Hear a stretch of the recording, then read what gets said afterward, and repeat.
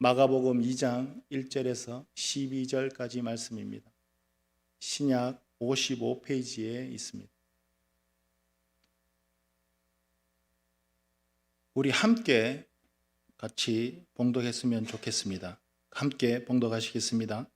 수일 후에 예수께서 다시 가버나움에 들어가시니 집에 계시다는 소문이 들린지라 많은 사람이 모여서 문 앞까지도 들어설 자리가 없게 되었는데 예수께서 그들에게 도를 말씀하시더니 사람들이 한 중풍병자를 4사람에게 메어 가지고 예수께로 올세 무리들 때문에 예수께 데려갈 수 없으므로 그 계신 곳에 지붕을 뜯고 구멍을 내고 중풍병자가 누운 상을 달아내리니 예수께서 그들의 믿음을 보시고 중풍병자에게 이르시되 작은 자야 내 죄사함을 받았느니라 하시니 어떤 서기관들이 거기 앉아서 마음에 생각하기를 이 사람이 어찌 이렇게 말하는가 신성모독이로다 오직 하나님 한 분 외에는 누가 능히 죄를 사하겠느냐 그들이 속으로 이렇게 생각하는 줄을 예수께서 곧 중심에 아시고 이르시되 어찌하여 이것을 마음에 생각하느냐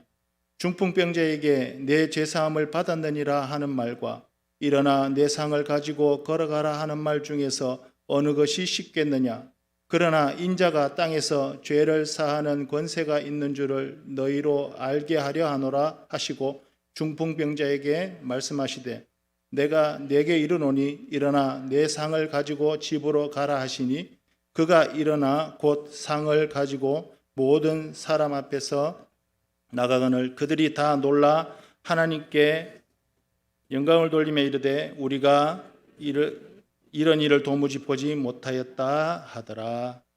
아멘. 2021년도를 시작한 지가 얼마 되지 않은 것 같은데 벌써 마지막 달인 12월을 맞이하고 있습니다. 지난 1년을 뒤돌아보면 한 해 동안 무엇을 했나 하면서 후회된 일들을 생각합니다. 다이어트 하다가 포기한 것도 후회가 될 것이고 마무리가 잘 안 된 가정일도 후회가 될 것이고 경제적으로 어려울 때에 돈을 많이 벌지 못한 것도 후회가 클 것입니다. 특히 학생들은 제대로 공부를 하지 못한 것이 후회가 될 것입니다. 과연 후회하지 않는 인생들이 있겠습니까? 아무도 없을 것 같습니다. 사랑하는 성도 여러분, 만약에 우리의 인생의 마지막이 바로 내일이라면 어떨까요? 만약에 가정을 한다면 여러분들은 무엇을 가장 후회할 것 같으십니까? 돈 못 번 것, 건강하지 못한 것, 공부 못한 것, 이런 것들이 과연 내일이 마지막이라면 뭐가 그리 큰 의미를 가질 수 있겠습니까? 내일이 내 인생의, 아니 우리 인생의 마지막이라고 생각한다면 아마도 가장 후회할 일은 죄의 문제가 아닐까 생각합니다. 내일이 우리 인생의 마지막인데 회개하지 않고서 내일을 맞이한다? 이 얼마나 고통스러운 일이겠습니까? 과연 이 죄를 가지고 하나님을 만날 수 있을까? 나는 왜 이렇게 죄를 많이 지었을까? 나는 왜 회개하지 못한 인생이 되어서 마지막을 맞이하게 되는 걸까라며 후회하지 않겠습니까? 나에게 회개할 수 있는 시간이 조금만 더 주어진다면 좋을 텐데 하나님께 한번 매달려 볼까? 아마 이런 별별 생각을 다 하리라 생각합니다. 신앙인으로서 생각해 본다면 우리 인생의 진정한 행복은 죄를 회개하고 회개한 죄를 하나님이 용서해 주는 것이 최고의 행복인 것을 알 수 있습니다. 이 최고의 행복을 알았다면 우리가 지금 어떻게 살아가야 하는지는 아주 분명해집니다. 행복의 조건에는 사랑하는 성도 여러분, 어찌 보면 우리는 진정한 행복이 무엇인지 모른 채 살아가는 것 같습니다. 인간은 누구든지 이 세상에서 행복하기를 원하지만 그 행복의 조건에 대해서는 사람들마다 다 다른 것을 알 수 있습니다. 그리고 대부분의 사람들은 부와 명예를 모으는 것을 인생의 최대 행복이라고 생각하며 살아갑니다. 행복의 조건에는 두 가지 행복으로 이야기할 수 있다고 저는 생각합니다. 하나는 소극적 행복입니다. 또 하나는 적극적인 행복입니다. 소극적 행복이라는 것은 이것이 없으면 고통스럽고 불행해집니다. 그러나 이것만 있다고 해서 그리고 많이 있는 것만큼 행복해지는 것은 아니라는 것입니다. 예를 들어 볼까요? 우리가 신고 다니는 신발, 이 신발이 없으면 우리는 상당히 불편할 것입니다. 그러나 이 신발이 많다고 우리의 집에 신발장에 신발이 가득 차 있다고 해서 그 사람이 행복한 것은 아니라는 것이죠. 물질이라는 것도 그렇습니다. 없으면 상당히 불편한 것은 분명한 사실입니다. 그러나 그 물질이 많이 있다고 해서 그 사람이 더 많이 행복하다고 말할 수는 결코 없을 것입니다. 그리고 또 하나의 행복이 있습니다. 바로 적극적인 행복입니다. 기쁨과 즐거움은 많으면 많을수록 더 행복해지지 않습니까? 이처럼 적극적인 행복은 많아질수록 더 행복해진다는 것입니다. 사랑을 많이 받으면 받을수록 더 행복해집니다. 자기 자신이나 남들에 대한 소중한 마음과 감사도 많으면 많을수록 나도 행복해지고 남도 행복해질 수 있는 것입니다. 사실 저와 여러분에게 필요한 것은 바로 이 적극적인 행복일 것입니다. 그런데 이 적극적인 행복의 요인들은 돈으로 벌거나 살 수 있는 그런 문제가 아닙니다.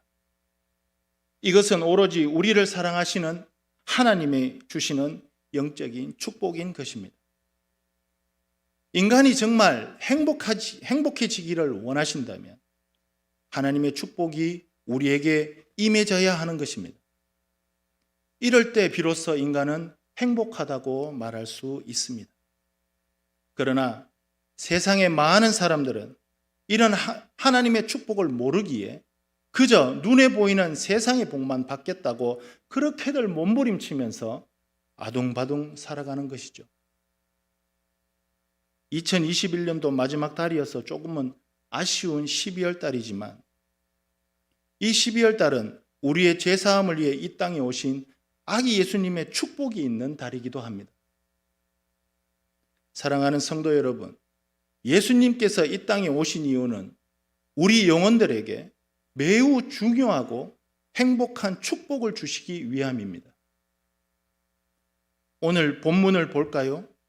한 중풍병자를 만나서 그 죄를 사하여 주는 이야기가 나옵니다. 메시아이신 예수 그리스도께서 이 세상에 사람들의 죄를 고쳐주기 위해서, 치료해 주시기 위해서 이 땅에 오셨습니다. 그래서 우리를 새로운 사람으로 되도록 축복해 주시는 것이죠. 그러나 세상의 많은 사람들은 육신의 병을 고침받는 것에만 좋아하고 사모하고 원하면서 막상 죄 사함을 받는다는 것이 얼마나 소중한 것인지, 얼마나 우리 인생을 행복하게 만든다는 것인지에 대해서는 관심조차 없습니다. 참 안타까운 일이죠. 사랑하는 성도 여러분, 죄 사함을 받는다는 것은 어떤 의미가 있을까요? 예수님께서 처음 설교하고 병을 고치신 곳이 가버나움입니다. 베드로의 장모의 병을 고치셨죠. 이 일로 인해 수많은 사람들이 예수님 앞으로 몰려들었습니다. 그러자 예수님은 하나님의 뜻이 무엇인지 알기 위해서 기도하시고 가버나움을 떠나십니다. 그리고 시간이 흘러 다시 가버나움으로 돌아오시자마자 또 수많은 사람들은 또 예수님에게로 몰려오게 되었습니다. 얼마나 많은 사람들이 몰려왔으면 문 앞까지 들어설 수가 없을 정도로 집에 가득 찼다고 성경은 말씀하시고 있습니다. 아마도 이곳에 모인 많은 사람들은 그저 육신의 병을 고침받기 위해서 왔을 것입니다.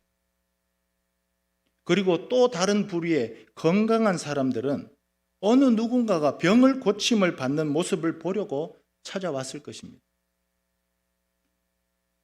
그러나 예수님은 사람들의 기대치와는 다르게 병을 고치거나 아무런 기적을 행하지 않았습니다. 오직 하나님의 말씀만을 가르치고 있었습니다. 여기서 우리는 예수님이 중요하게 생각하시는 것과 사람들이 중요하게 생각하는 것에 큰 차이가 있다는 것을 알 수 있습니다. 사람들은 어떻게 해서든지 병 고치는 모습을 보고 싶은 것입니다. 그래서 병 고치는 것을 체험해 보고 싶은 것이지요. 우리 사람들은 자기 몸이 아프고 불편해지면 그렇게 견디지를 못합니다. 아파서 견디지를 못하고 곧 죽을 것만 같을지라도 예수님께서 전하는 능력의 말씀이 내 삶에 얼마나 필요한 것인가에 대해서는 그렇게 중요하게 생각하지는 않고 있습니다. 예수님은 사람들에게 하나님의 말씀을 전하시기를 원했지만 사람들은 예수님의 말씀에는 관심이 없고 오직 병 고치는 것에서만 큰 기대를 가지고 있었습니다. 그러던 중에 소란이 일어납니다. 지붕이 뚫리고 한 중풍병자가 네 구석에 줄을 매달아 지붕에서 내려오고 있는 것입니다. 이 사람은 예수님의 소문을 듣고 병 고침을 받기 위해서 왔습니다. 이 중풍병자나 그의 네 친구들의 생각에는 예수님을 만나기만 하면 병을 나을 것이라는 믿음을 가지고 있었습니다. 그런데 문제가 발생했습니다. 예수님에게로 나갈 방법이 없는 것이죠. 사람들이 많아서 최후의 수단을 선택했습니다. 그것이 바로 지붕을 뚫고 내려오는 것이었습니다. 예수님께서는 이 중풍병자에게 이렇게 말씀하십니다. 본문 5절입니다. 예수께서 그들의 믿음을 보시고 중풍병자에게 이르시되 작은 자야 내 죄 사함을 받았느니라 하시니 아멘. 참 이상하지 않습니까? 병자가 병고침을 받기 위해서 지붕을 뚫고 내려왔는데 그러면 병만 고쳐주면 되는 거 아니겠습니까? 그런데 작은 자야 내 죄사함을 받았느니라 라고 말씀하십니다. 이 말씀을 듣고서 이 환자는 아직도 누워 있었습니다. 여전히 병든 자이고 고침받지 못한 상태입니다. 그런데도 예수님께서 죄 용서를 선포하신 것이 무슨 의미가 있을까요? 5절을 다시 보시면 무례할 정도로 지붕을 뚫고 요란하게 등장한 이들을 보시고 그들의 믿음을 보시고 라고 말씀하시고 있습니다. 사랑하는 성도 여러분, 믿음이 무엇입니까? 주변의 사람들을 생각하지 않고 자기 문제만 가장 급하다고 야단법석을 떠는 것, 그것이 믿음일까요? 그렇지 않습니다. 예수님은 이 사람 속에 있는 중심을 보셨습니다. 이 당시 중풍병은 아주 심각한 병이었습니다. 지금의 현대에서도 중풍병은 아주 심각한 병입니다. 스스로 움직일 수 없는 병입니다. 그런데 이들은 예수님은 나를 고칠 수 있다라고 믿고 있었습니다. 왜냐하면 이들의 행동에서 벌써 이미 이 사람들의 마음속에는 예수님이 내 인생의 메시아라고 고백하는 고백이 담겨져 있었던 것 같습니다. 그래요. 오늘 본문의 이 중풍병자는 분명히 고칠 수 없는 병을 가지고 있었습니다. 그럼에도 불구하고 그들의 믿음을 보시고 예수님께서는 많은 사람들이 보는 가운데서 죄 사함을 선포하시고 있는 것입니다. 이 환자와 그 네 친구들에게는 예수님께로 다가서지 못하게 하는 장애물들이 많이 있었습니다.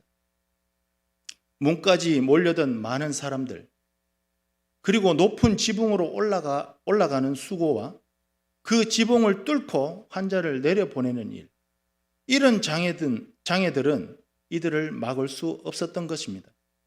그래서 이 사람들은 이 장애를 극복하기로 결심했습니다. 그리고 믿음으로 예수님 앞에 나아갔습니다. 사랑하는 성도 여러분, 하나님을 향한 믿음에는 다음에라는 말은 소용이 없습니다.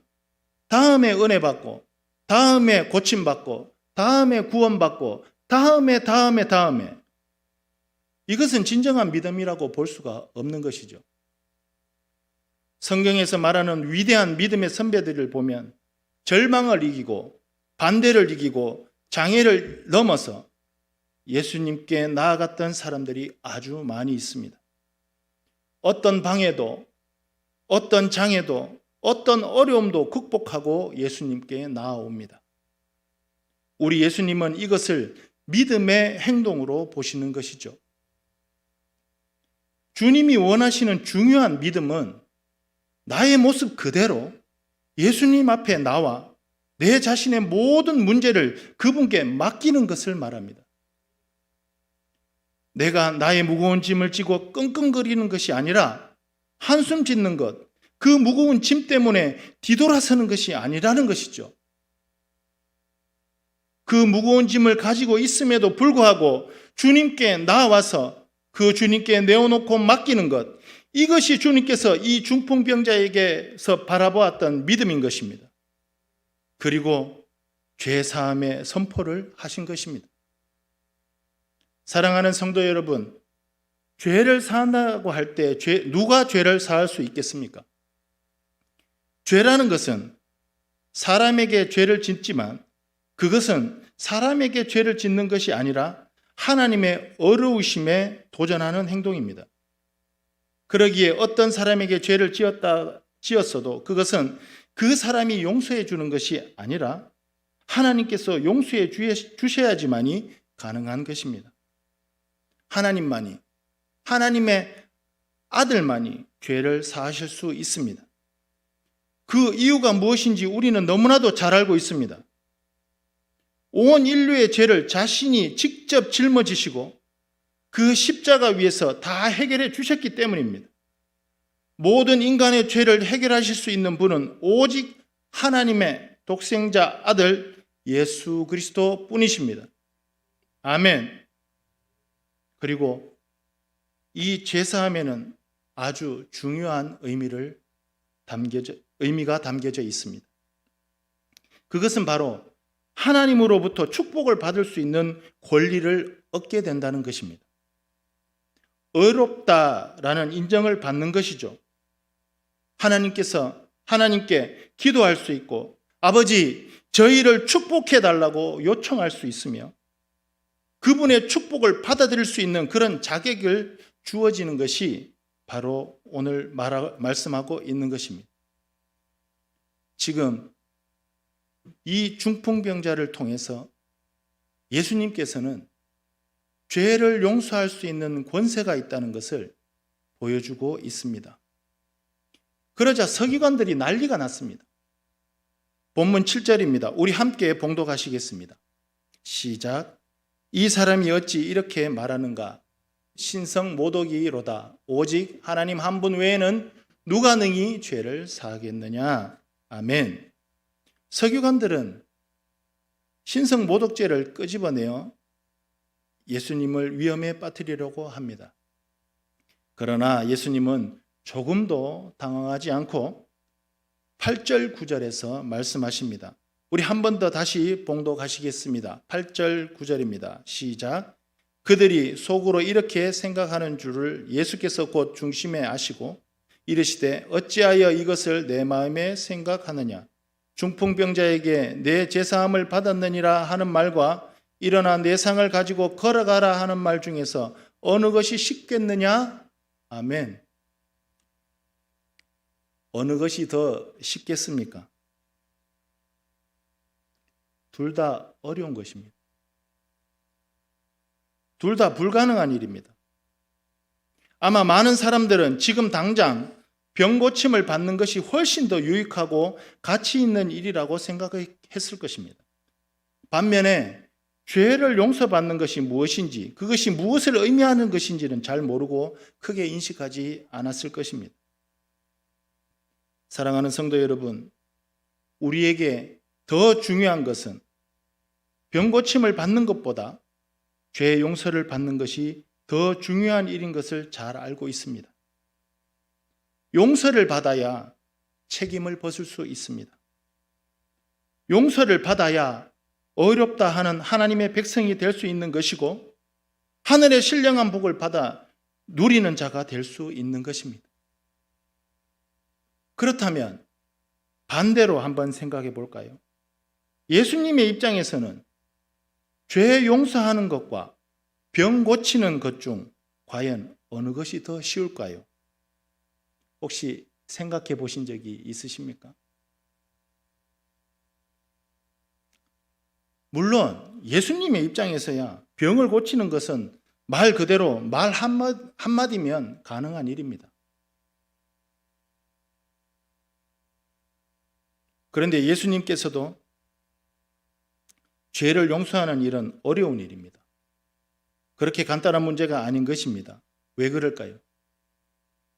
우리 모두는 예수님 앞에 나와서 죄 용서를 받기 위해서 날마다 기도합니다. 그렇죠? 그리고 회개합니다. 우리가 생각하기는 예수님께서는 이런 일쯤은 누워서 떡 먹기처럼 쉬운 일이라고 생각하겠지만 절대로 아닙니다. 여러분들 알고 계십니까? 예수님께서는 이 죄를 위해서 죽어야만 했습니다. 죽어야만 했기 때문에 예수님께서도 죄를 용서하시기는 매우 어려운 일이었습니다. 십자가에 의해서 피 흘려 죽으셔야 했고 죽음의 권세를 이기시고 다시 부활하셔야만 했습니다. 왜죠? 저와 여러분들의 죄사함을 위해서입니다. 그리고 구원의 가장 큰 행복을 주시기 위해서였죠. 예수님이 죽으시고 십자가에서 피 흘리신 만큼 그 값비싼 피를 흘려야지만이 저와 여러분들의 죄가 용서될 수 있었기 때문입니다. 아멘. 본문 10절에서 12절 말씀입니다. 조금 길지만 우리 함께 봉독하시겠습니다. 시작. 그러나 인자가 땅에서 죄를 사하는 권세가 있는 줄을 너희로 알게 하려 하노라 하시고 중풍병자에게 말씀하시되 내가 네게 이르노니 일어나 내 상을 가지고 집으로 가라 하시니 그가 일어나 곧 상을 가지고 모든 사람 앞에서 나가거늘 그들이 다 놀라 하나님께 영광을 돌리며 이르되 우리가 이런 일을 도무지 보지 못하였다 하더라. 아멘. 죄를 사한다는 것은 눈에 보이는 것이 아니기 때문에 사람들은 믿을 수가 없었을 것입니다. 그래서 예수님께서는 그 제사함의 권세를 눈으로 보여주시기 위해 오늘 이 환자의 질병을 치료하고 있는 것입니다.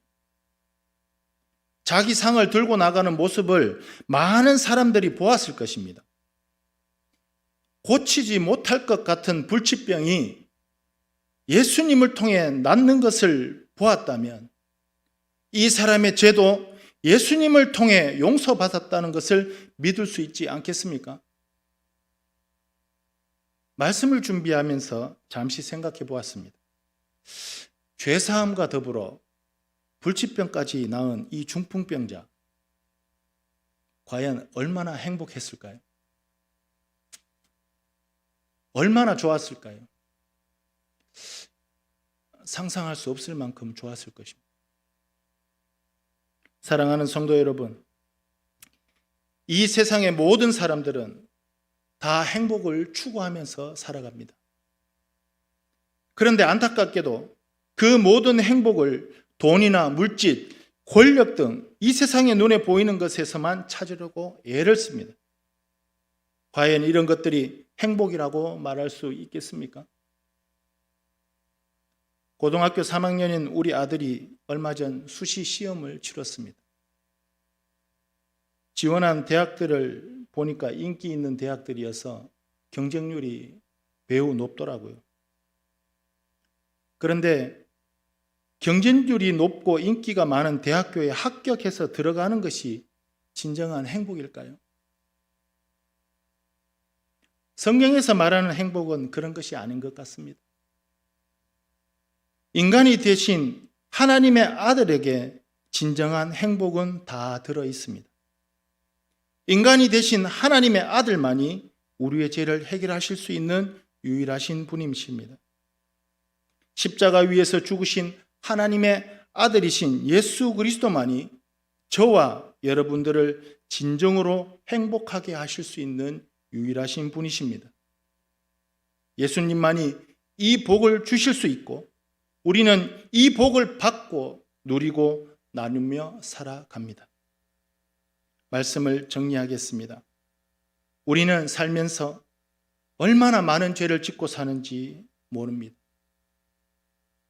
이 죄들은 그나마 우리 속에 남아있던 하나님의 형상마저도 자꾸 잃어버리게 만듭니다. 죄에 대해서 판단하고 죄에 의하여 말하고 죄에 의해서 생각하고 죄에 의해서 행동하게 됩니다.